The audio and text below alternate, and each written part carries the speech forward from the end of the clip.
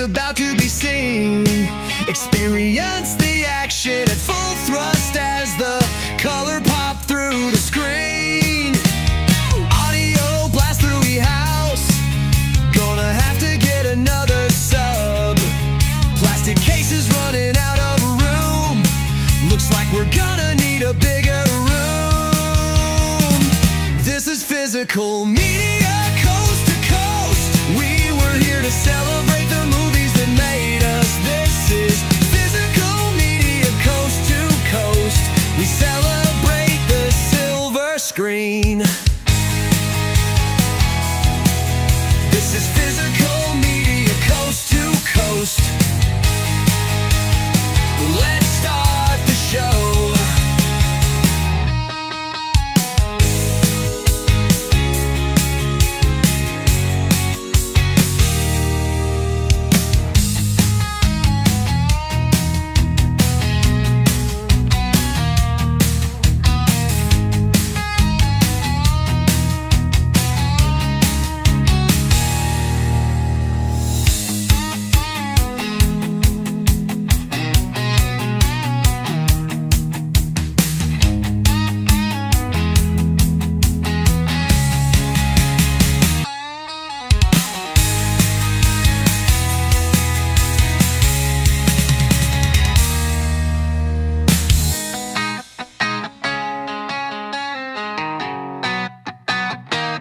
Let's start the show.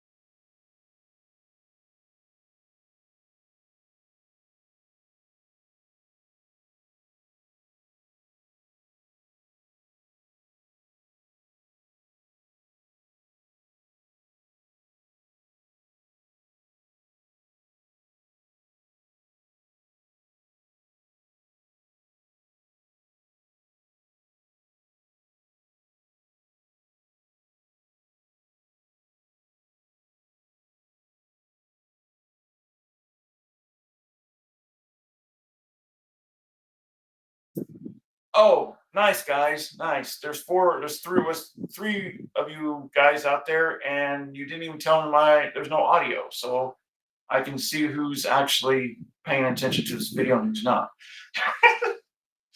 um, hang on a second. There's some tech. Hey, okay.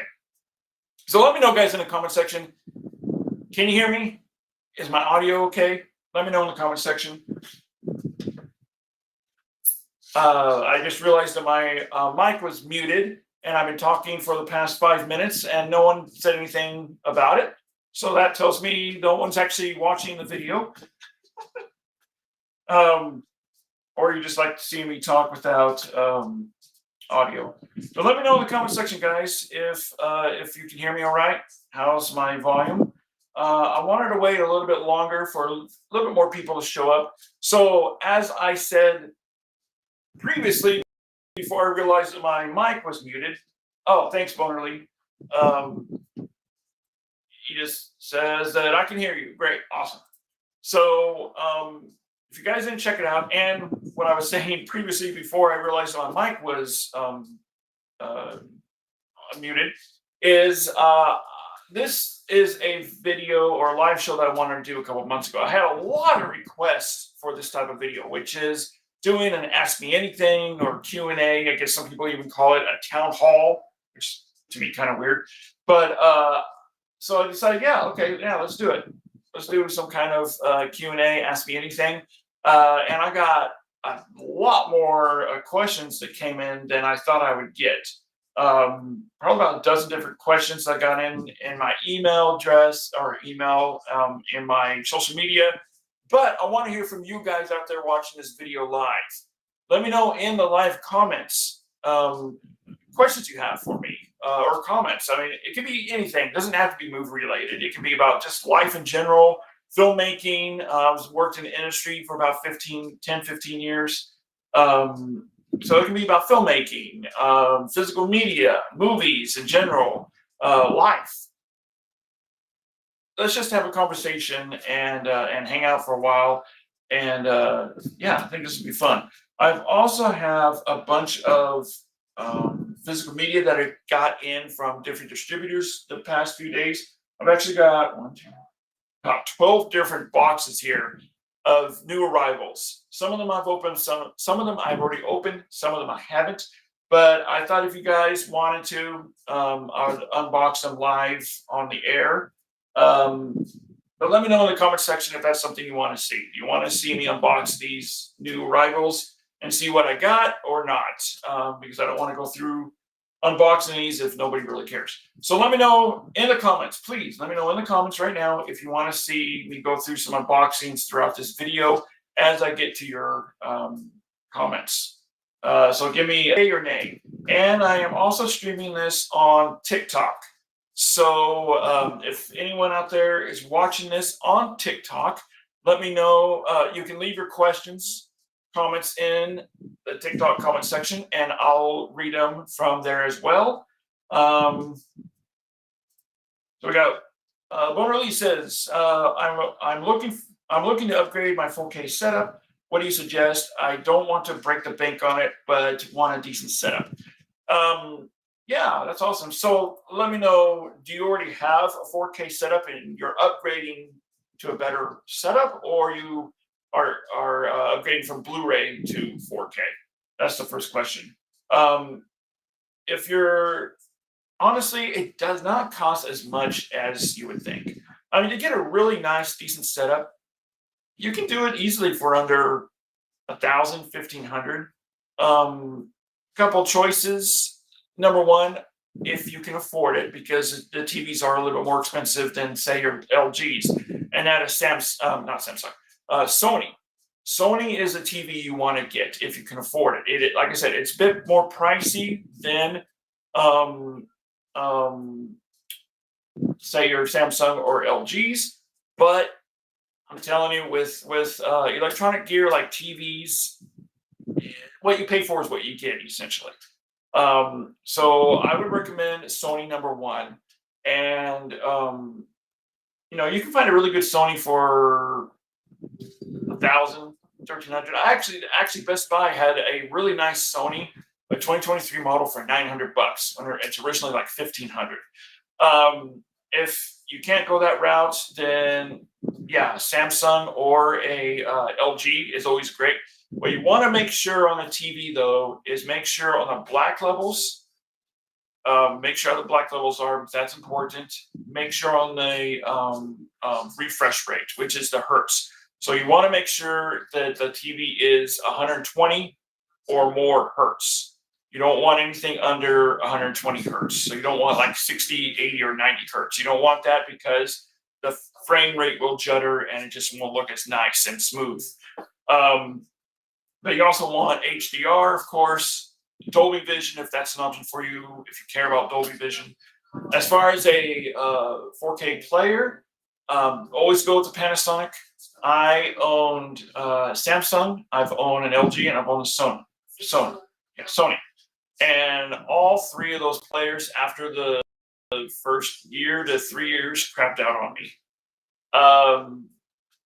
So yeah, I've owned a Panasonic for 4 years now, or 3 years now, and haven't had an issue. It's the best 4K player I have ever owned, and best player all around I've ever owned.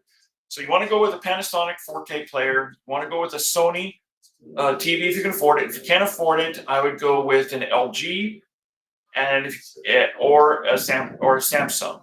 I would do an LG above Samsung. Samsung TVs are just not doing that great. There seems to be a high return rate on them. But you also want to make sure to get a HDMI cable that's fast and that supports HDR Dolby Vision, and a 4K player that supports HDR. So those are the things you want to watch out for. And the reason I say that is because I've had some people tell me that they bought a new setup, and then I ask what kind of player they got, and they tell me, and it doesn't support HDR. So those are the things you want to look for and pay attention to. I hope I'm answering your question. Are you looking for a sound bar or an actual home theater receiver, AV receiver? If you're looking for a sound bar, one of the best out there is JBL. JBL is great. Bose is great. See here, he says, I have an older Samsung 4K TV, was trying to decide whether OLED or QLED. My player is Sony XP700 4K player. Yeah, I mean, if you've had no issues with that player, then go ahead and keep the player. As far as the TV, honestly, dude, I would go for a Sony if you can. And believe it or not, a full array LED is a better display than QLED or OLED because it's a full array. And QLED, OLED are not full array. Like I said, there is a Sony TV that's on sale. I think it might still be on sale at Best Buy for like 900 bucks when it's normally, I'm looking it up now, when it's normally like $1,500. It's a 2023 model, I think, but that would be the TV I suggest. In fact, I have a friend, Kevin, was in the market to upgrade his home theater system or his 4K stuff. And I told him to get this TV. And so he got it and he absolutely loves it. So what you want, literally what you want is this Sony Bravia. Get a Bravia if you get a Sony. Don't get anything else but a Bravia. And this is it. It's actually on sale now for $8.99. So this is the best TV I have ever owned, hands down. No lie. Absolutely the best TV I've ever owned. They have a 65-inch, they have a 75-inch and larger. I would definitely go for a 75-inch if you can. If not, 65-inch is just fine. But it's an X90L 4K UHD Bravia TV. Like I said, it's on sale right now for $8.99 when it was like $1,600 bucks when it first came out. So yeah, that's definitely a TV I would strongly recommend. Like I said, it's the best TV I've ever owned. If you're good with your Sony player, not have any issues, then you don't really need to upgrade that. As long as it has HDR and Dolby Vision. And as far as the sound bar, I don't know if you have a sound bar or if you're going for a whole home theater system. but JBL is good. Yeah. So I hope I answered your question there. Um, see, Joshua. Hey, Josh, thanks for joining in. Appreciate it. And Rico Gomez says, why are some steelbook covers great like Robocop 2 and some total crap like Mission Impossible 7 and 8? Just the artwork. Sometimes they have, first of all, the artwork or PR people is a completely different department than, say, those that are working on the actual physical media. And a lot of times it's up to the artist. And a lot of times, I'll give you some insight here. I was talking to somebody a couple of days ago at a label. I'm not going to say who or what label, but he said they brought out a artwork. I'm going to show it right here. You may know what I'm talking about. Yeah, that disgusting artwork. I was talking to him about that. He hates the artwork too. He absolutely hates it, and he oversaw that dirty work release. And he was telling me that he was fighting tooth and nail with the artwork department about not releasing that artwork because, number one, it's it's ugly, first of all, and they did it anyways. So a lot of times the artwork department just puts it out, even if the people working on the disc don't agree with it.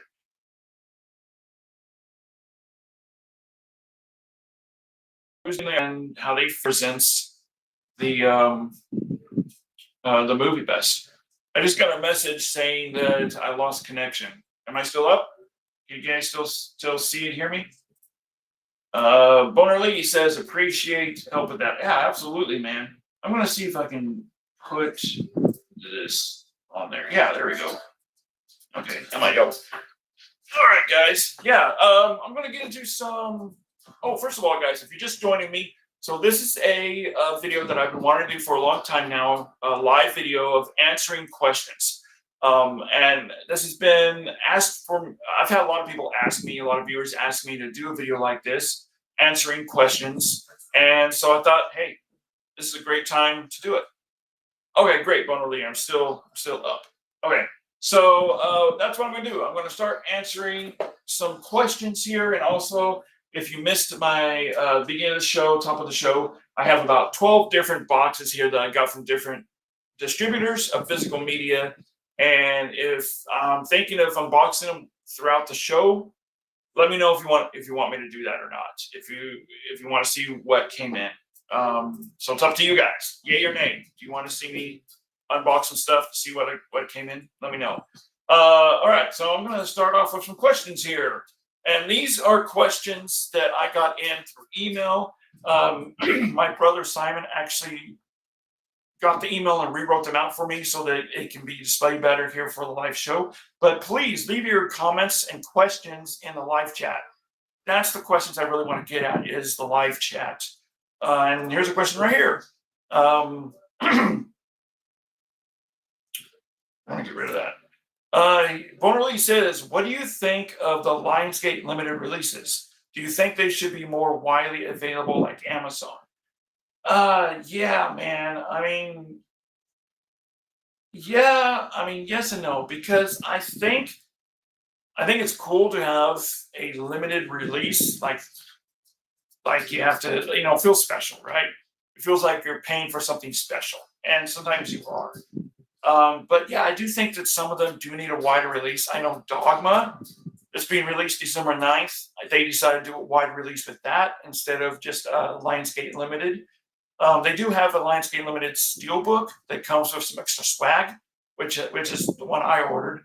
But they also have just a standard edition on Amazon or Walmart or wherever you get physical media from. But yeah, I do agree. I think that a lot of these movies, especially if they're on 4K for the first time, they should be released widely, right? They should be distributed widely.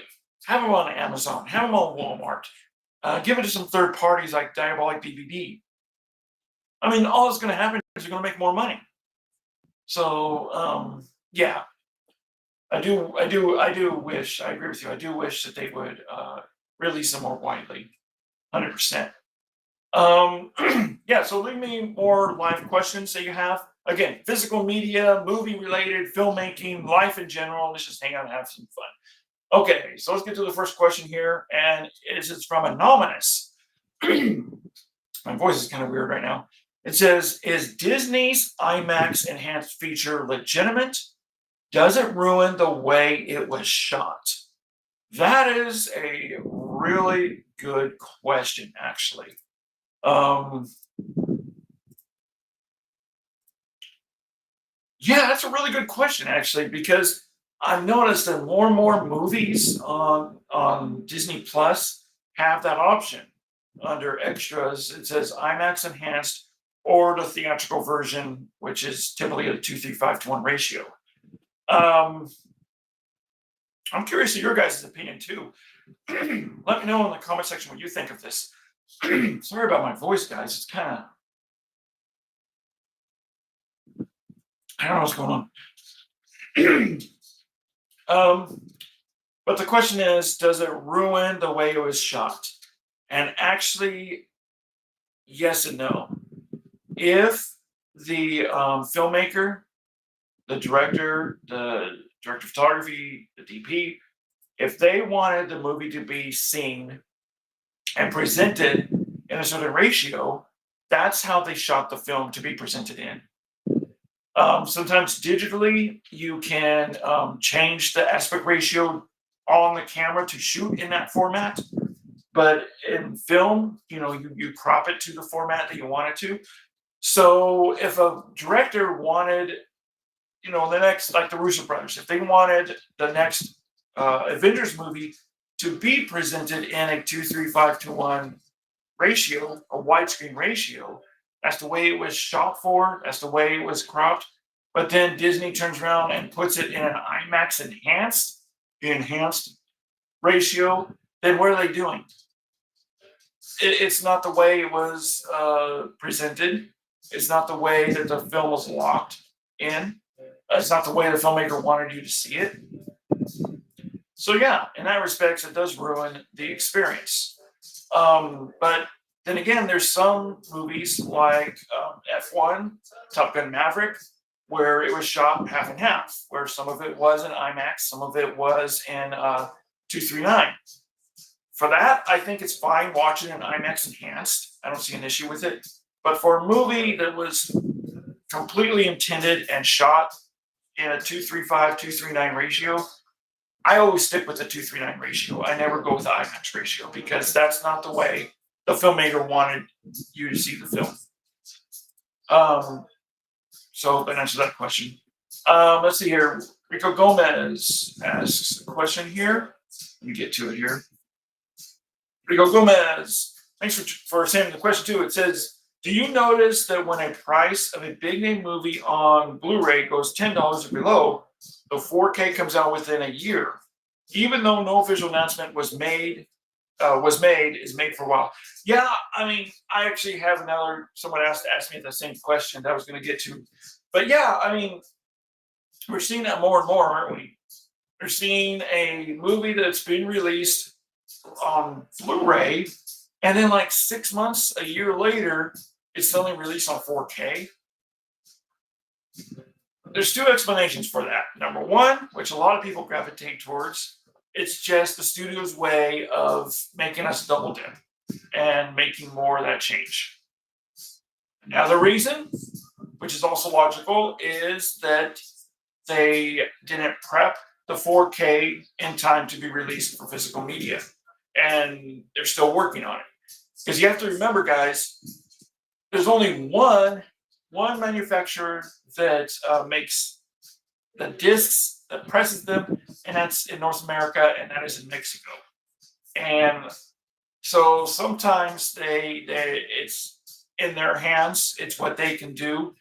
So I know a lot of people get upset too when, why do they only release a little bit, and then so like limited edition steelbooks, why do they only have this much, but then in 6 months they have more come in? Well, that's why, because they didn't reproduce enough in time. But yeah, I mean, it's either way. I guess it just depends on the studio. Sometimes, yeah, they want you to double dip, and so they can make that extra money. And other times, it's not their fault. So it just really depends. But I hate it. I'm with you guys. I hate it. I don't understand why sometimes they do that. Doesn't make any sense to me. Hope that answered your question. Next question is another Bedrock fellow says, I saw on some of your videos, I saw on some of your videos you catch movies thrown at you. It looks cool, but damn, you must be praying to God you catch those. Well, I'll say this: movie magic. Yeah. Honestly, guys, I don't. Somebody needs to get that guy out of here. Trying to solicit. Block. Where was I? Yeah. So, movie magic, guys. Number one, I don't have the disc in the case when it's being thrown at me. So that's one thing, is so I don't risk scratching the disc if it ends up falling out, if it lands on the floor. As far as the case, though, I mean, me and Simon, my brother, we've been doing this for years. We rehearse before we actually shoot. We actually shoot the rehearsal in case sometimes catching it is better than than what we film. But yeah, I mean, I'm not worried about it. Plus that sometimes I'll put a pillow on the ground just in case it hits the floor.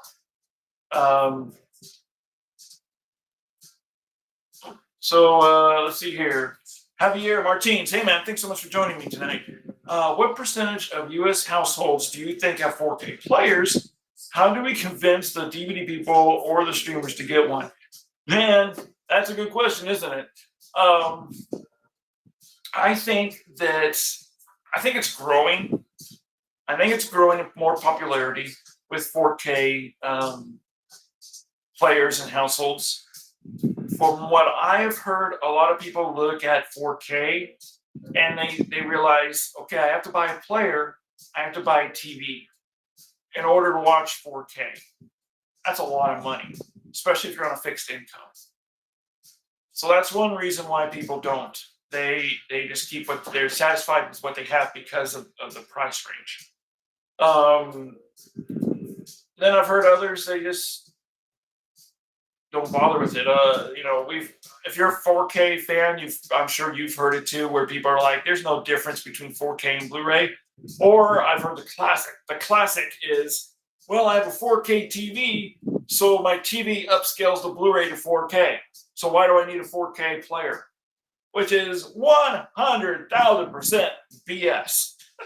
It does not upscale it to full 4K or real 4K.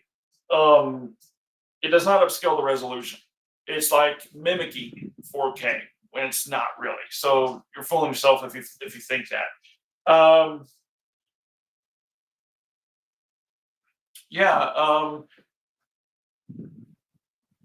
Do I?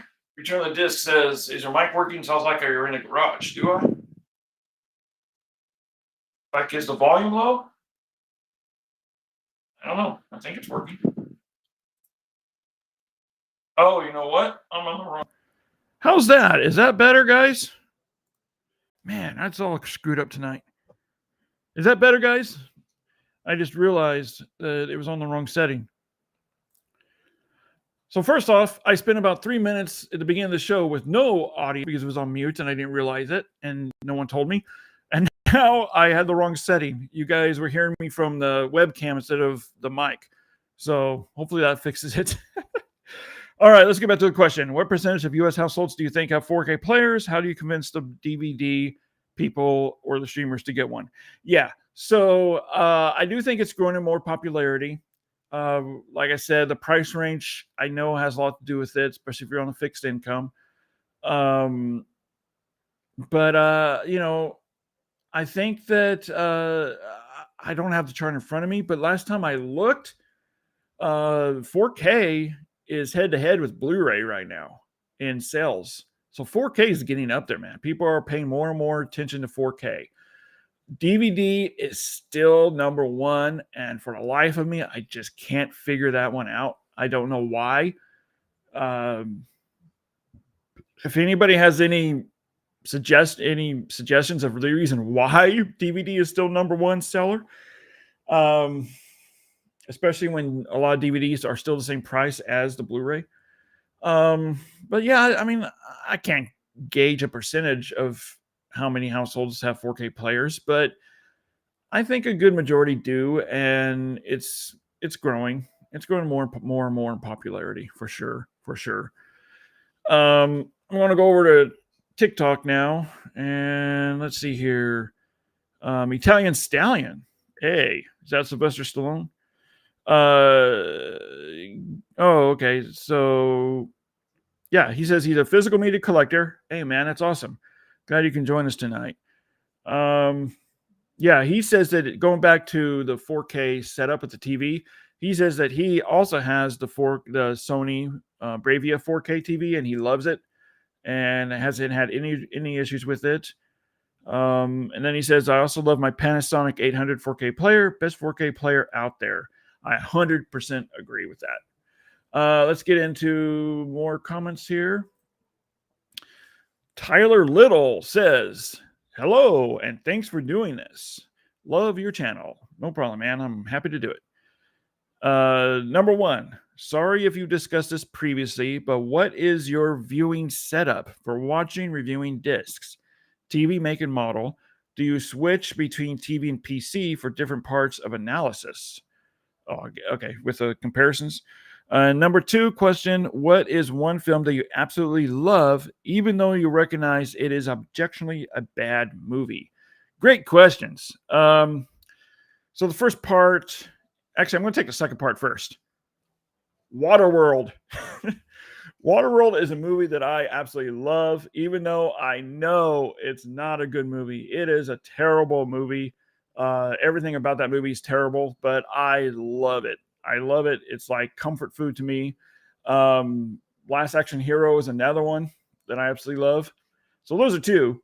Let me know. That's a good question. Let me know in the comment section, guys. What movies do you love, but you know are bad? The stinkers you love. Let me know in the comments. I'm interested to hear what you have to say.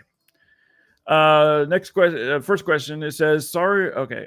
What is your viewing setup for watching TVs reviewing discs? Okay. So this is my studio, and my process real briefly here is I'll watch the 4K on my main home theater system, which is a 75-inch Sony Brava full array LED 4K. We already discussed it, and Panasonic 4K player. Now I also have a Dolby Atmos setup, so I go in and just watch the 4K first. And generally, I get an idea how good the 4K is by that. Then what I do is I come in here and on a 4K TV, I'll put the 4K and a Blu-ray side by side, and I'll just watch them, scrub through them, look for different scenes that I want to see, pick out different scenes where I can tell, that would show the best parts of the 4K compared to the Blu-ray. So that's how I do that. And then I'll just take screenshots. But it's different. It sounds real simple, but it's not, because not everyone can do it. You do need specialized software and hardware as well. You need a PC that has a CPU that will read HDR and won't block it, which newer PCs don't. You can't even use an Apple TV for 4K footage like that. And then you need software that handles it all and works with it, which is pricey. But if you don't have all that, what happens is that the 4K disc, movie playing from the disc, or taking screen caps from the disc, it drains all the color. There's no color. It just looks very pale. So yeah, that's why you need that specialized software and the hardware as well. yeah, as far as what I watched it on, we already discussed that earlier. Yeah, so hopefully that answered your questions. Let's see here. Let me look at TikTok here. Nothing here on TikTok yet. Ken asks, oh, this is a good one. Some of you already know what I'm going to say about this. Ken asks, what's a 4K restoration that needs to be redone? Cough, cough, James Cameron, I'm talking to you. And what's your favorite restoration thus far?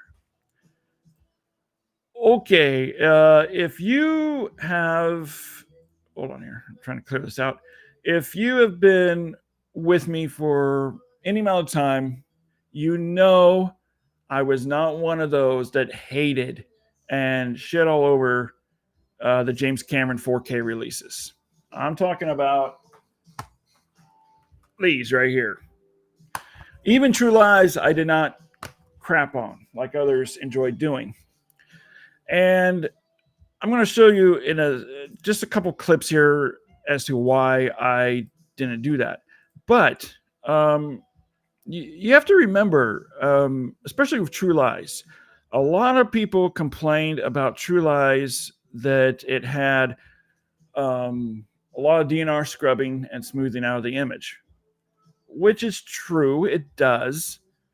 And then when people heard that they used AI, everyone flipped out about that, freaked out, which doesn't make sense to me because they use AI in everything anymore. I mean, they've been using AI in restorations for years now. But people tend to think AI is a bad word now. But I just want to show you really quick here. This is why I did not crap all over the 4K True Lies release.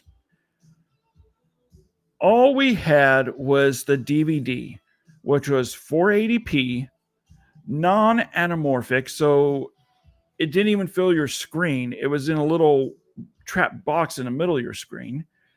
Look at the color grading, the color timing. Look at the sharpness, the detail, color correction. Look how orange the whites are. The Corvette is now red instead of orange. Let me turn this off. It's now red instead of orange. So this is what people complain about the most. And let me see. Let me find the shot. This is the shot that went all over the internet and had people screaming and yelling because of the skin looking waxy or shiny. I had people even tell me it looked like a cartoon, which is ridiculous. So yeah, it does have some DNR scrubbing, but to me, it honestly doesn't look terrible. It doesn't look that bad to me. Look how much texture and detail is in the skin, around his eyes with the crow feet, around his mouth, the lines, the texture, even the little bumps in the skin. It's all there. And compare that to the DVD. I mean, it's a 9-day difference. And just because it has some DNR scrubbing doesn't mean it was a terrible transfer. Now that one I do agree with. This does not look good. This looks very waxy. It looks shiny. I agree with that shot. It does not look good. But this is one shot out of how many? And a 2-hour and 20-minute movie. And then this shot too, yeah, it looks waxy. But overall, it doesn't look terrible. I mean, look at that. It's crazy how great the 4K looks compared to what we had to deal with in the past. So I mean, look at the detail in this. Look at the detail, guys. So I've also known that that when this went around the internet, went around all over the social media, a lot of people, again, were freaking out about it. And I actually know the person who put this up, and he manipulated the image to make it look worse than it is. And I know that because it did not look like this. A lot of people too, I know, just based they heard about this and they weren't sure if they should buy it or not, so they waited till it was on streaming on VOD, and they either watched the trailer or they watched parts of it on streaming. Streaming is completely different. It looks terrible on streaming. It looks like complete garbage on streaming. It definitely looks way more waxy, way more shiny, way more smoothed out than it does on the 4K disc. But let me know in the comments. Let me know. I mean, do you think this is terrible? Yeah, I mean, it's not the greatest, but do you think it's unwatchable? Do you think it's complete garbage like people were making it out to be? Let me know in the comments. I'm really interested to hear your thoughts of it. I mean, look at that. That doesn't look terrible. You can see all the soot, the crap all over his face. I mean, let me know in the comments. I'm really interested in your thoughts on that with True Lies. So a lot of these people that were agreeing with what was going around on the internet, where they didn't even buy the disc because they just naturally thought, oh, well, it looks like crap, so I'm not going to waste $25 on it. When look how great it looked. Look how great it looks. So I don't know if Ken owns the True Lies 4K. I don't know if he does, but it is not that bad. If anything, what they if they went back to redo it, then yeah, I would want them to add in grain, even if it's a little artificial grain, which a lot of restorations do anymore. They add in some artificial grain to add in that texture and that filmic feel. But it's, I mean, come on, that is not a bad transfer. And really quick here, if you don't mind, with the Abyss, I'm just going to go through a couple clips here with the Abyss. They're loading because people were complaining about the Abyss too. And again, it's, well, what did we have to deal with? 480p non-anamorphic crap. I mean, look how great it looks. And I will say that the Abyss did not have as much DNR scrubbing or smoothing of the image as True Lies did, but it did have some. And I did notice also there was some shots looked a little overly processed. But overall, I mean, so what? I would rather watch that than the non-anamorphic 480p crap from, I mean, look at that, guys. Look at that. Come on. I would rather watch the 4K, even with it's not 100% perfect, than the DVD. I mean, for real. I mean, look at that. Come on. Come on. Come on. Really? You would rather go with the DVD than the Blu-ray? I mean, than the 4K? Really? Really? I don't know. Anyways, guys, let me know in the comments your thoughts. Deleting these real quick. Let's get back here. It says, Rico, I'm going to get to your comment in a minute. I wanted to answer these real quick because they pertain to what I was talking about. So media student, RFV media student says, where'd it go? I lost you, buddy. Hang on. Says James Cameron possibly prefers AI upscaling due to the lower cost and faster workflow compared to funding a complete restoration based on scanning from the original camera negative, which is 100% false. That is not true. All his movies that he restored was directly from the Super 35 millimeter negative. It was not from anything else. The only one was Aliens. That was the only one that was upscaled, and that was because it already had a 4K transfer. I mean, a 4K scan a few years before they did the UHD. because the previous Blu-ray, the newest previous Blu-ray was from a 4K scan. So that's what they did with Aliens. They just upscaled it to UHD, HDR. But as far as True Lies, The Abyss, Titanic, in fact, I personally know the person that worked on Titanic and True Lies. No, they did not upscale it. Not at all. It is 100% struck from the original Super 35 millimeter negative. So that is not true at all. Javier Martin says, I thought Aliens was a great 4K. Yeah, it looks great too. RFB Media Student says, I don't mind the AI upscaling, but purists will point out that the image is no longer considered pure cinema. Yeah, I mean, I'm gonna talk about that in a minute. Actually, I'm gonna talk about it right now because I want to. Upscaling. Number one, it's not always AI, but even if it is, so what? Upscaling is not a bad. A lot of people had word to have upscaling, and it's not.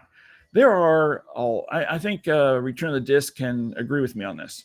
There are a lot of 4K upsampled or upscaled movies that look incredible, and if I didn't know they were upscaled, I would have thought it was from a restoration. The Departed is definitely one. It looks incredible. Drive with Ryan Gosling. It looks incredible. There's more than a handful of movies that are upscaled that you don't even know was upscaled because they don't advertise it as. That looks incredible, and you would never know that it was upscaled unless you were told. And that's my biggest complaint, is that people who work on these restorations, the directors, the DP, they love to brag about using AI. I think that's a huge, huge mistake for them to do. Stop doing that, because when your average person hears the word AI or AI upscaling, they immediately turn it off and they think it's a negative and they shut you down. Stop doing that. And mainly it's because your average person just doesn't understand the type of AI technology that's actually being used for this stuff. But yeah, come on, it still looks way better than DVD. Going back to TikTok real quick here. Ken from Ken's Screen Scene. Hey man, thanks for joining. He says, yo, and I say, yo, back. Let's see here. Michael Robert says, I think Jeff Rasu has a similar position to you about this overcritical stance on Cameron's 4Ks. I'm not sure who Jeff Russo is. But anyways, yeah, I mean, a lot of people really overreacted on the whole James Cameron 4K stuff. Because honestly, they look great. And they look, I mean, you saw when I showed the side-by-sides earlier, you saw how great they look. A huge 9-day difference. I can put up with a little bit of DNR scrubbing. Rico Gomez, I'm going back to your comment. It says, The Gauntlet, the Clint Eastwood 1977 movie, is a bad movie that I like. Really? You think it's a bad movie? I don't know. I've always liked it. I thought it was a classic. Is it considered a bad movie? For real? I always thought it was a classic movie. Maybe I was wrong. But anyways, I'm in the same boat as you. I think it's a great movie too. All right. Let's head. I'm gonna turn this on so I can see here. All right. Let's get to more things here. Already did that one. Let's get to Marty don't need dirties. Oh, Marty don't need roads. Back to the Future. Okay, Marty don't need roads says, I know you've said before something happened to you. Let me reread that. I know you've said before something happened to you and you're disabled because of it. Do you mind clarifying on it? If no, that cool. No, that's fine. I can talk about it briefly. I I had lower back surgery, L5S1 surgery back in 2011. The surgeon botched the surgery and left me with permanent severe nerve damage, muscle damage, some partial paralysis in my right calf, dropped foot, which is nerve damage in the foot. And I've been like this ever since. It's been bad. I don't want to get too much involved in it because I don't want to bring the stream down. But yeah, that's what happened. So yeah, it sucked. Retro Girl 19, Retro Girl 19 says, okay. Should I say it as a girl, guys? Okay. So you always compare 4K to the previous Blu-ray. But why not compare the 4K to the Blu-ray that's included with the 4K? Why? Well, I'll tell you, Retro Girl. It's because majority of the time, not majority of the time, that's overreaction. Sometimes the Blu-ray that's included with the 4K, or if they re-release a Blu-ray separately from the 4K, a lot of times the Blu-ray is sourced from the same 4K scan as the UHD, which means you get all the benefits from the restoration, the color grading or timing, and the cleanup job. So the only thing missing is the higher 2160p resolution and HDR grading. That's it. So there's really no point in comparing the UHD to a Blu-ray that has the exact same identical transfer as the UHD. Plus on YouTube, you wouldn't notice a difference at all. YouTube does not have, I know you can do HDR on YouTube, but it is not accurate, which is why I stopped encoding my comparison reviews in HDR, because I noticed that it does not display colors accurately a lot of times. And so, yeah, so there's that too. Let's see here. Andrew K says, I love the Aliens 4K, but sometimes people's faces look like plastic and it's jarring. Yeah, I mean, that just goes back to some of the DNR scrubbing. I'm sure it looks worse if you're watching it on like an 80, 120 inch screen. I'm sure that looks really bad. But if you're watching it on a 65 inch, 70 inch, it's not that. I mean, yeah, you can see it, but it's not like terrible. Let's get back here. We already did that one. Thanks, Retro Girl, for that question. Let's see here. My name is Jonas, says, hey, physical media boy. I mean that with affection. Okay.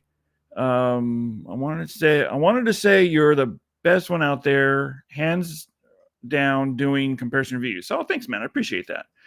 I see a couple others who just put up the images with music and they say nothing about the 4K.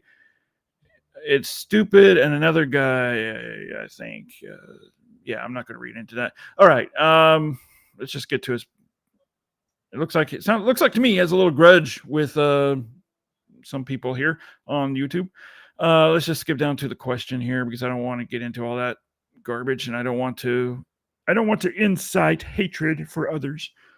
So he goes, anyways, my question is, do you take comparison requests? If so, how do I get a request to you? Because these other jokers won't even respond to me when I ask.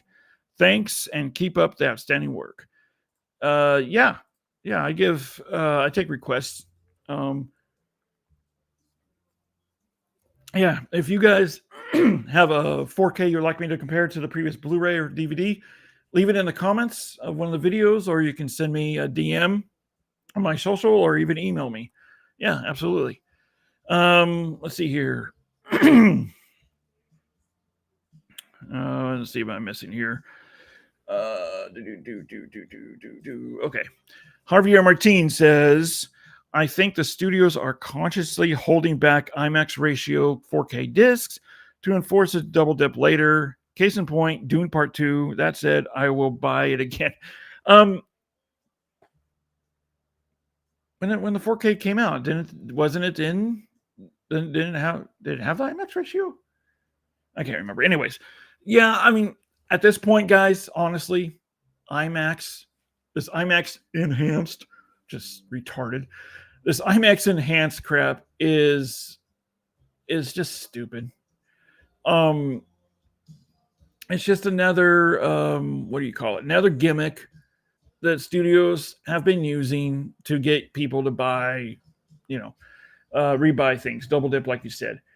I mean, if again, going back to what I said previously, if it was shot in IMAX and that is the ratio the director wanted you to see his film, then yeah, fine.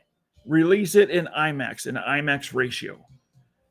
But if the filmmaker intended it to be shot, shot it for and intended the viewer to watch it in widescreen, 239, 235, then keep it at that ratio because that's the ratio that the director shot it in and wanted it to be seen in. Now I know Dune, I don't believe the whole thing was shot in IMAX, was it? Let me know. I could be wrong. But I know that it had sections, at least in IMAX, which is fine. But I'm not going to rebuy it. I'm not going to double dip. I'm happy with watching in widescreen. I think the widescreen gives a much more cinematic, theatrical presentation than the IMAX ratio. Which, by the way, if you don't know, it is not actual IMAX ratio. The actual IMAX ratio is more of a block when on physical media, usually they do IMAX ratios at 178 or 160. So it's not actually true IMAX ratio. Yeah. Anyways, let's see here. RFV Media student. Any new concerns from the physical media community about Shack Factory's online store presence consolidating into Groove's online store? They're just merging. Big deal. It's not a big deal. I don't understand why people are throwing a fit about this. They merged with FilmRise, and they were, like you said, consolidating some of their stock, which is why they had that great sale. They're getting rid of some leftover stock that they need to get rid of. And they merged with FilmRise. And to keep their online store going, they merged with Groove, which is awesome, by the way. Groove is incredible. I love Groove. And so I don't know what the issue is, honestly. Shop Factory, Scream Factory are still making physical media. They're just selling it on the Groove website and not on Shop Factory's website. So at least I can still get the movie. So I don't understand why people are so upset about this. It doesn't make sense to me.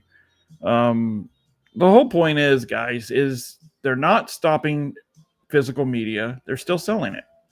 I don't care how I buy it, just as long as I can still get it, right?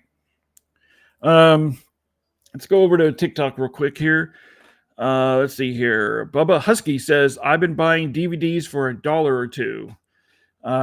He also says, I watched movies in full screen on tube TVs with no problem. Still love them.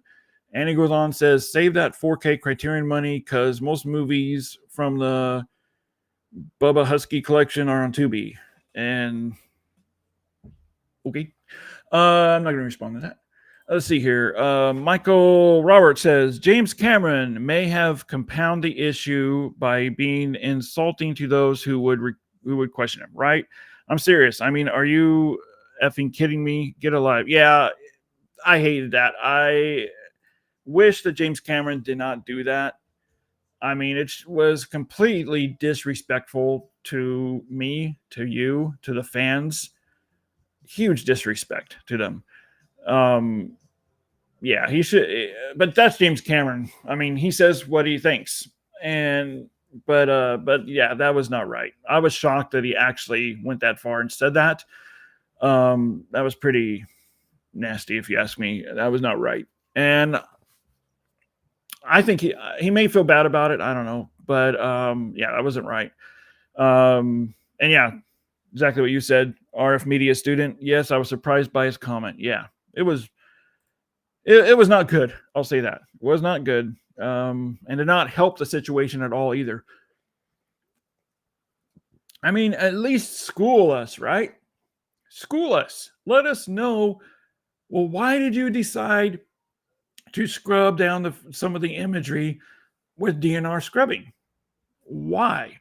School us so that we understand and we know, instead of just telling us to F off. It's basically what he told us to do. So that's just, again, that was really disrespectful to his fans. I mean, I still love James Cameron. I never bet against him, but that was uncalled for. Let's get back to the questions here.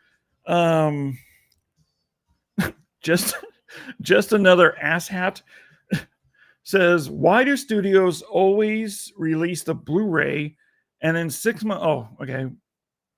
Someone asked this earlier.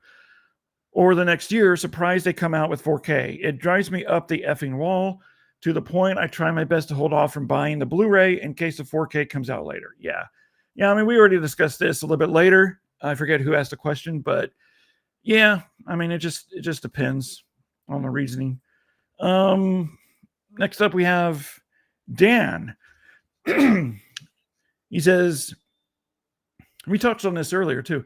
Do I really need a 4K UHD disc to enjoy the new 4K scan?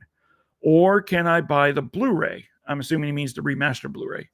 It's usually cheaper, and sometimes depending on the movie, I can't honestly tell a big difference. Yeah, I honestly agree. I do. I honestly agree. If they release a 4K disc from a new 4K scan, and they released a remastered Blu-ray from the exact same identical scan, you're, like I said earlier, you're still getting the same quality. You're still getting the cleanup job, the color, the coloring, all that jazz. You're just not getting the 2160p resolution or the HDR grading. But everything else is the same. So, yeah, I mean, you don't necessarily need to buy the UHD to experience the 4K scan or the new 4K restoration. Especially if you're on a limited income. Yeah, I mean, if you can find a remastered Blu-ray that's cheaper, go for it. 100%. I say go for it.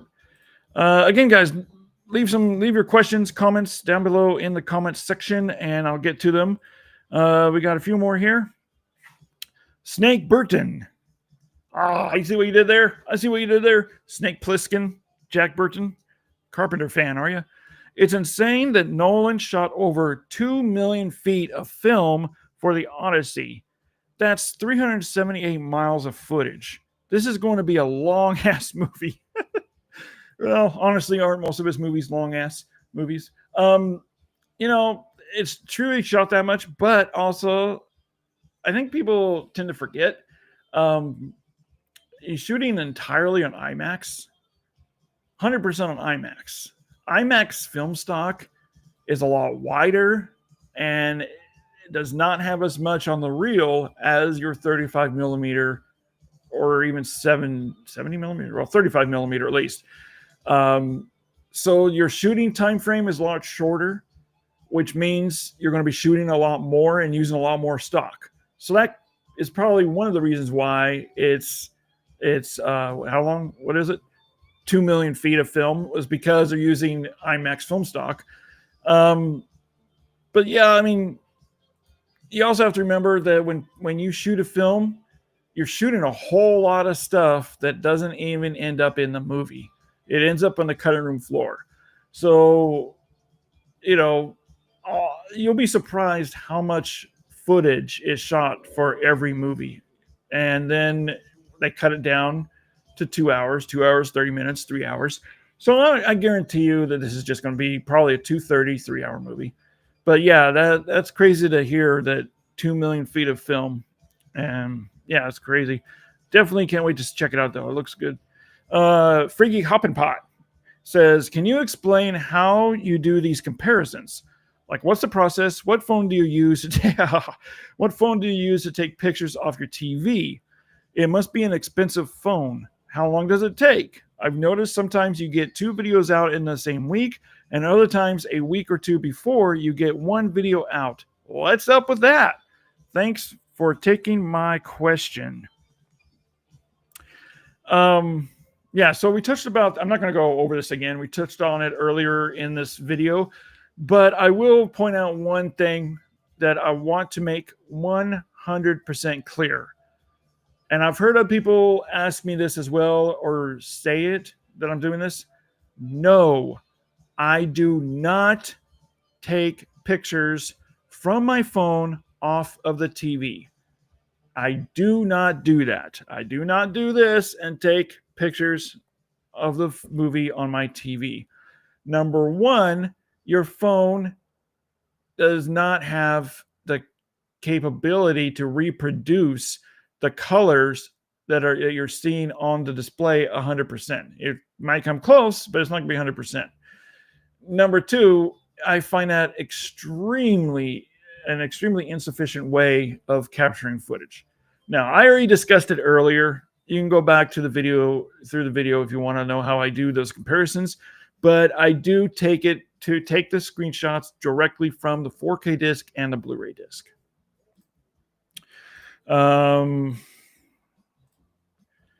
Carl asks, I watch some of these 4Ks and sometimes the colors look way off and different than the Blu-ray, or even back when I had the VHS and DVD.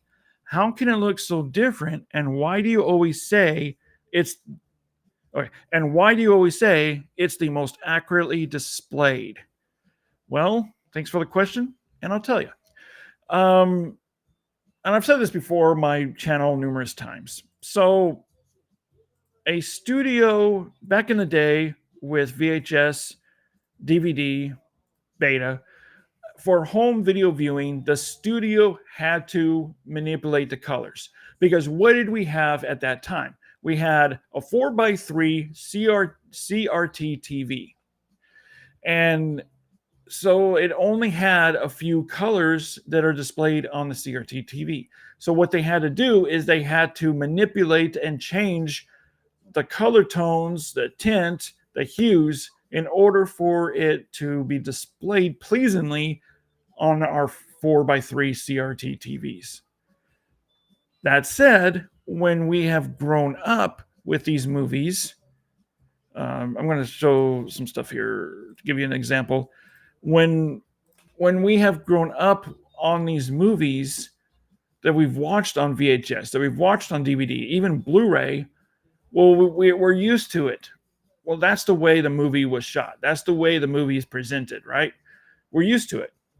And then when a 4K comes out, when it's been restored from the original negative, when the director or the DP comes in and oversees the color timing process or the color grading, or Mean Streets, for example, never had the right color timing on any home media release. And so Martin Scorsese brought in his own print, and they used that print to base the color timing off of, to have the most accurate color timing. And so that's why some 4Ks look way different than the Blu-ray, the DVD, or the VHS, is because they no longer have to manipulate the color design for displaying on home media or on your home TV, because now we have 4K TVs, we have HDR, Dolby Vision, all the bells and whistles, so there's no need to manipulate the colors anymore. So what do? They bring the colors back to its original theatrical color design. This is Mean Streets.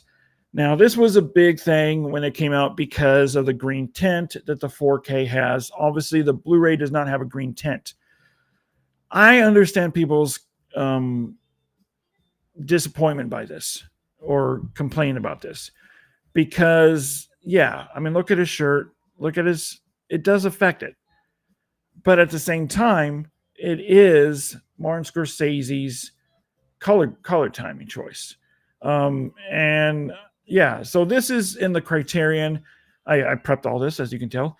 So this is Criterion, where he talks about how he how Mean Streets was never displayed correctly on home media, and that he was always disappointed by it. And then now with the 4K scan and the color timing process, he's able to do it. And let me see if I can find it here. Whoop, not there. Anyways, so you can find information about it. In fact, Scorsese tweeted or X'd on his account saying this is the most faithful representation of the movie he's ever seen. Yeah, okay. So Second Sight also released it. Criterion and Second Sight have the exact same 4K transfer and color timing. So it says Scorsese used Scorsese's own personal print as reference for the color grading. This may differ from previous releases, which did not have his involvement and were not accurate to the correct look of the film. Now, why did he want that green hue in it? I don't know, but that's what he wanted. So I'm always sticking with what the director wants. How the director wants us to see his film is how I want the film to be presented, even if I think it doesn't look as good. But some of these shots, though, do look much better with that green tint. It does, like this scene here, it does draw out more detail, more texturing. And also, look at that. Also, it does blend in better with the atmosphere of the film. But so hope that answers your question. A little bit of a long-winded question, but that is the reason why colors have looked different on 4K compared to your VHS, DVD, or Blu-ray. Yeah, I already asked that. Let me switch over to TikTok. Let's see what they got here.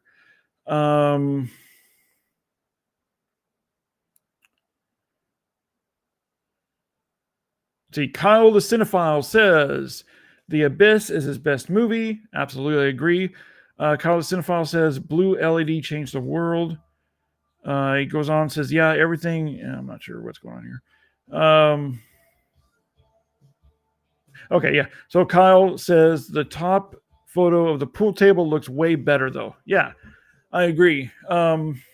Really quick here. Really quick. I'm not going to spend a lot of time on this because I don't want to. But a great example of this, of how color timing can be much better than what you're used to seeing in a movie, and that is with Train Spotting. So Train Spotting on, I don't think did it have VHS? Anyway, from previous releases, VHS, if it was VHS, DVD, Blu-ray, always had this orange hue tint over the image. And it looks ugly. It's always looked ugly with it. And I personally thought this is how it's supposed to look. It's supposed to have this orange tint to it, because that's the way it's always been presented on home media or home video.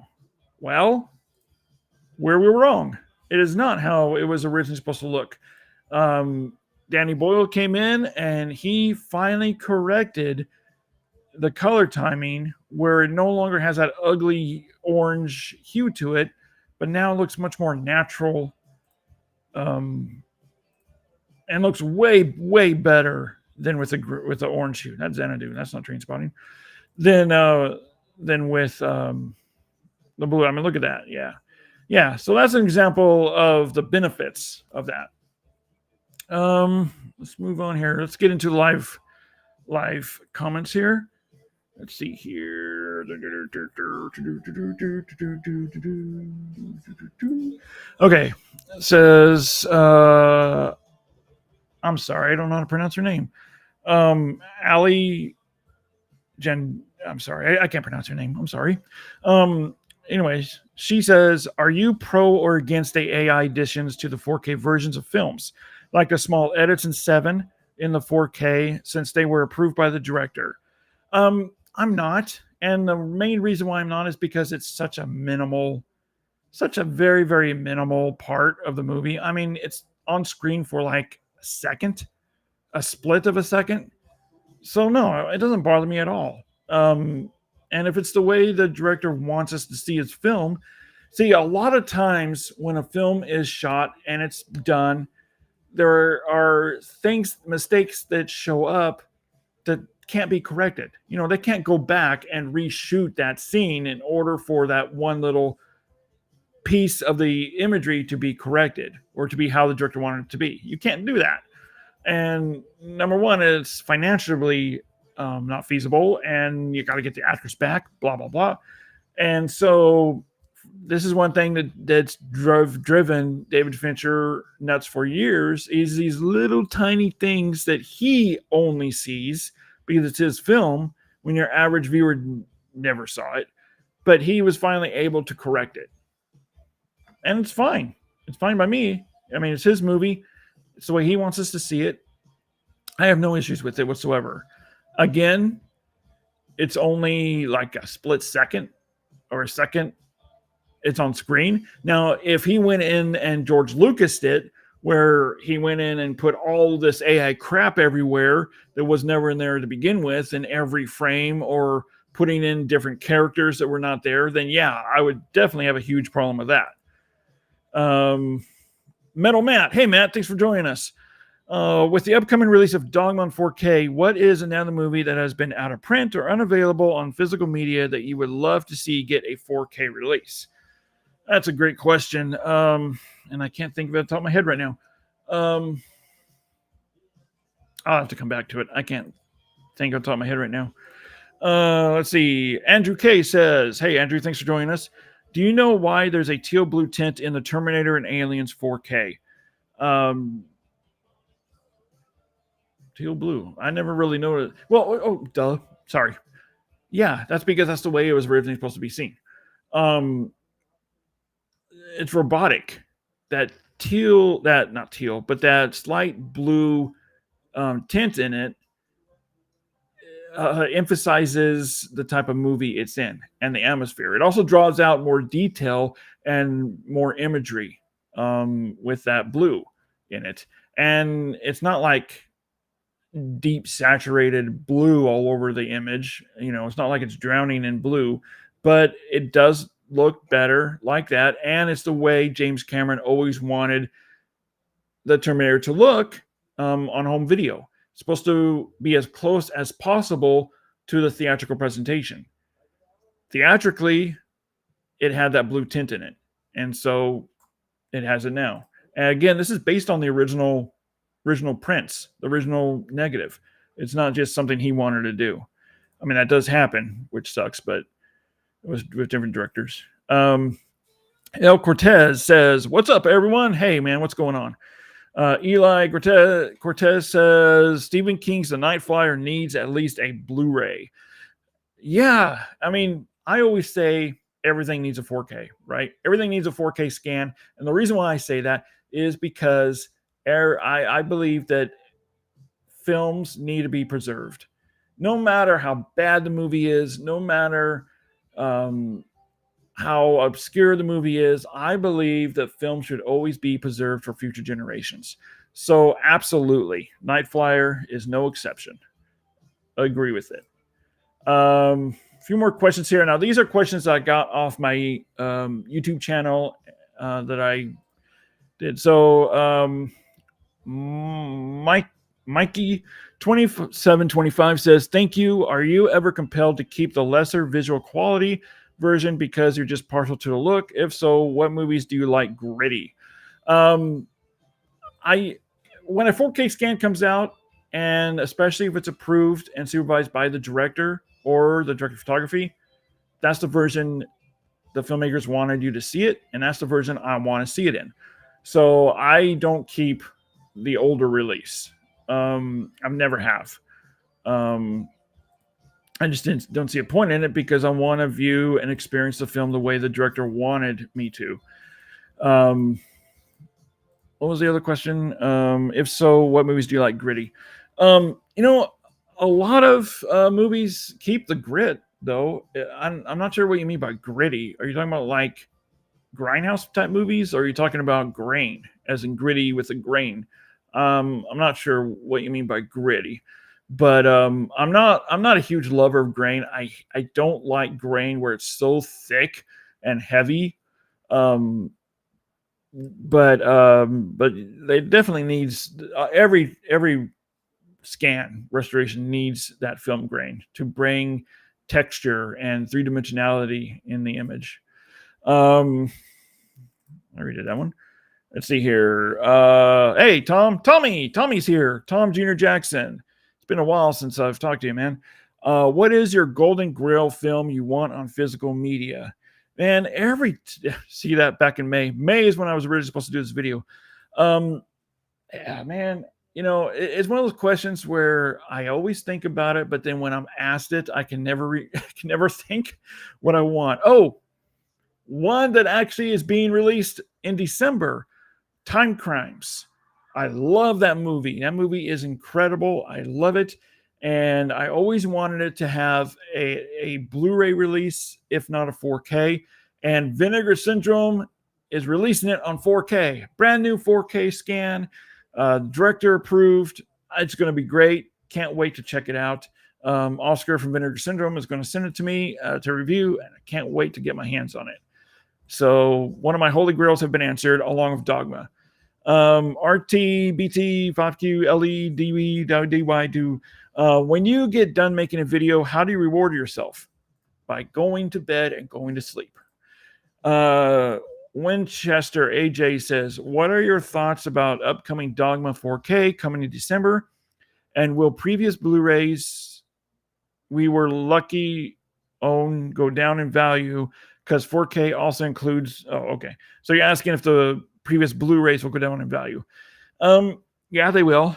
I am so excited about Dogma. I mean, not just because it's my favorite Kevin Smith movie next to Chasing Amy, and it's been out of print for how long? At least on Blu-ray, it's been out of print for years. And best of all, Kevin Smith finally got his word is Jason, but anyways, finally gets to see his film fully realized and his vision 100% realized on the big screen. It's played in theaters and now on a small screen in our homes. And he was able to redeem himself. Redeem himself, is that the right word? Anyways, he got the movie from the clutches of Harvey Weinstein. So that's another reason why I wanted to buy it and support that. Eli Cortez says, I still have the Dogma DVD Blu-ray edition. Yeah, that's awesome. I used to have that as well too. As far as, say that going down in price, I don't think something like that will go down in value because it is a specialized edition. But for your regular standard Blu-ray or DVD release, yes, I do think it will go down in value because it's no longer out of print. And the only reason it was up in value is because it was out of print.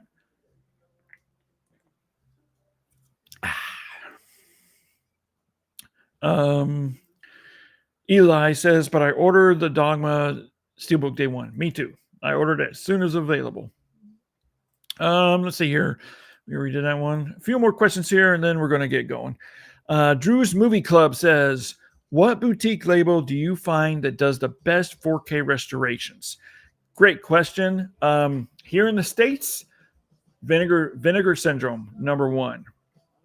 And now not all their movies are movies that I want to see.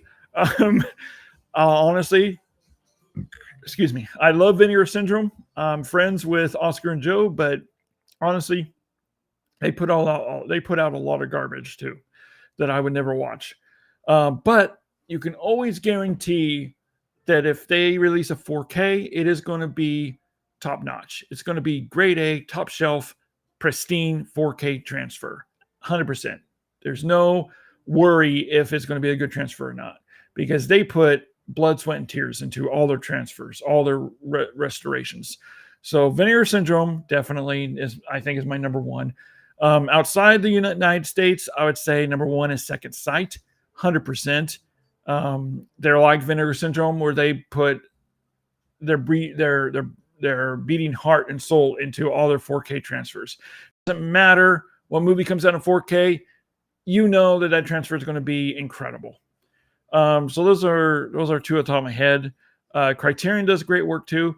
Now, one misconception is that a lot of people think that distributors like Shout Factory, Kino Lorber, they do their scans, their restoration work, which is not true. They what they do is they license out the movies from the studio, like from Paramount, Warner Brothers, Universal, and they pay for that license agreement to distribute it, and the studio will go in and restore the film in 4K and correct the color grading or the color timing, and then they give the file over to Kino Lorber or Shout Factory. A lot of times, Kino Lorber, Shout Factory will do their own HDR pass or their own encoding, but they don't do the restoration work themselves, which a lot of people seem to think they do. But yeah, those are a couple of my favorites. Winchester, we already did that one. Couple more questions here. HD Report. Hey, thanks for sending the question. What's your take on older films getting Atmos remixes? When does it get too gimmicky? Fantastic question. Great question. Because we've been seeing that a lot lately, haven't we, with Warner Brothers, especially, where they will modernize a Dolby Atmos mix and they'll actually put modern sound effects in, like Alfred Hitchcock, North by Northwest. It has a modernized sound effect of the car engine or when the car turns, the car turning. Sometimes it stands out like a sore thumb. It's like, where'd that come from? Other times it's blended in really well. I don't have a problem with it as long as it's blended in well with the rest of the mix of the audio. I have a problem with it when it's not blended in and it stands out. So, Dave Films 345 says, I have two questions, if that's okay. It's absolutely okay. I believe that 4K is the last physical format. What are your thoughts on this? 2, do you think that they will ever stop producing DVD, Blu-ray in years to come and eventually just stick to 4K, or will all the physical formats be here to stay for a very long time to come yet? Yeah, I agree with you. 4K, I believe, is the last physical format. Just a little side note here. I was at my optometrist and I was talking to him and I just asked him about 8K resolution. And he said it's impossible for the human eye to see an 8K. So if you have an 8K TV or an 8K movie, your eyes can't process the 8K. So you're still seeing it in 4K. But besides that, yeah, I agree. I mean, studios are not going to spend more money just to upgrade it to a little bit of higher ratio. I mean, a little bit of a higher resolution. It's not worth it. 4K is the last physical format. And I've talked to insiders that know a lot about this stuff, and they agree as well. What's the second question? Do you think? Okay, yeah. I think it will be here to stay. I think. Yeah, I do. I mean, look at the sales, DVD, Blu-ray. They'll be here to stay. The only way that they'll fizzle out is if the studio themselves fizzles it out. Okay. Well, that's it, guys. That's all of the questions that I got in. Let's go back over to the live chat. Eli, man, thanks so much for all the questions you got here. Thoughts on the new Dolby Atmos 2? I really don't have any thoughts about it because I don't know much about it, honestly. I haven't really looked into it. But I mean, all technology upgrades, right? But I haven't listened to it myself, or I don't know much about it to really give an answer. Yeah. Oh, Dolby Vision 2, not Atmos. Same thing. I know there's an Atmos upgrade coming, but same thing.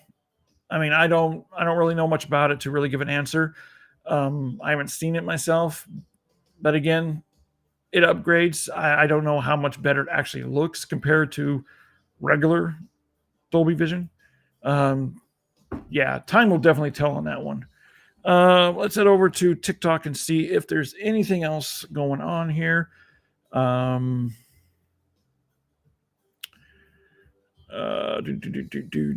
so a lot of people on TikTok were agreeing, saying that some of the 4Ks, like Serpico, has a greenish tint to it on 4K. Yeah, it's just how most of the time, majority of the time, it's how the director wanted you to see the movie. Sometimes, yeah, it's not accurate, but it does happen. But most of the time, it's director approved. Let's see here. Sorry, guys.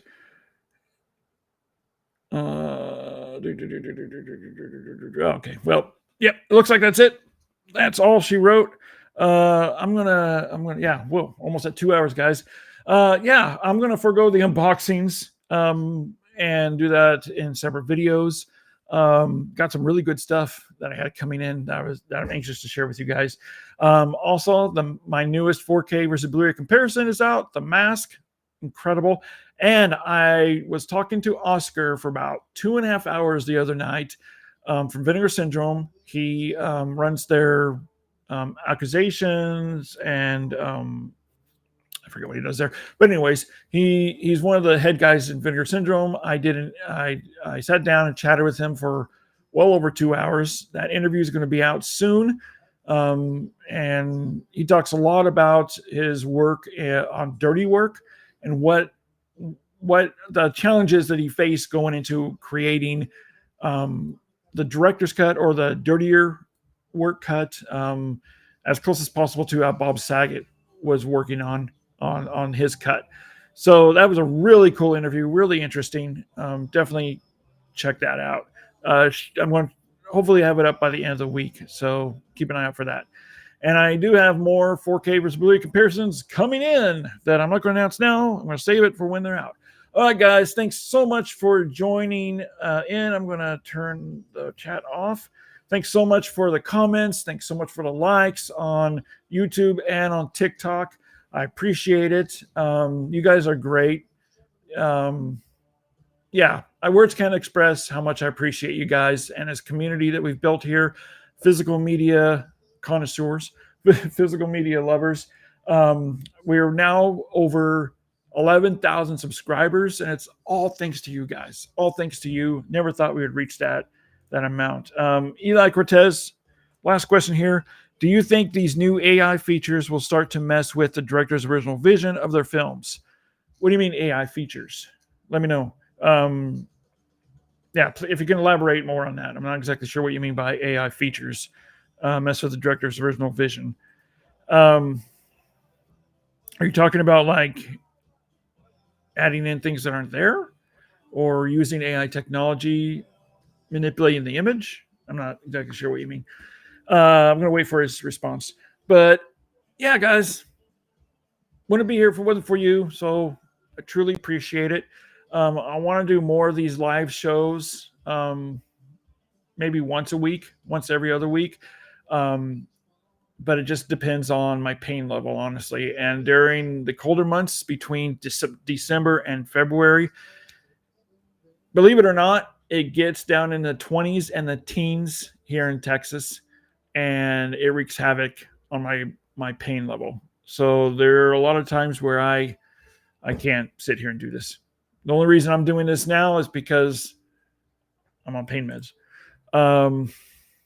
Oh, okay, Eli, you meant the Atmos 2 or Dolby Vision 2. No, I don't think it won't ruin or change the original vision of the filmmaker.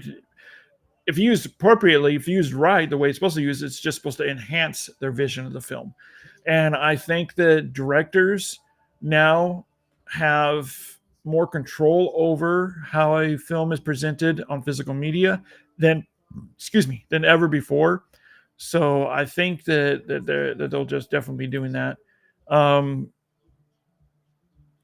Eli Cortez says they are AI heavy new features on both. Yeah, I mean, like I said, if it's used correctly, I don't think it's going to mess with the director's original vision, especially if the director is involved in the what the work is being done. But time will tell, and we'll see. Eli, thanks so much for all the questions. Thanks to everyone else out there for all the questions. If you haven't subscribed to my channel yet, definitely hit that subscribe button. Share this channel with like-minded individuals like yourself that love physical media. If you know somebody that's continually says 4K is a gimmick. There's no difference between a Blu-ray and a 4K. It's all BS. Take them to this channel, show them these comparisons that I've done, and I guarantee you it will change their mind, unless they're hard-headed.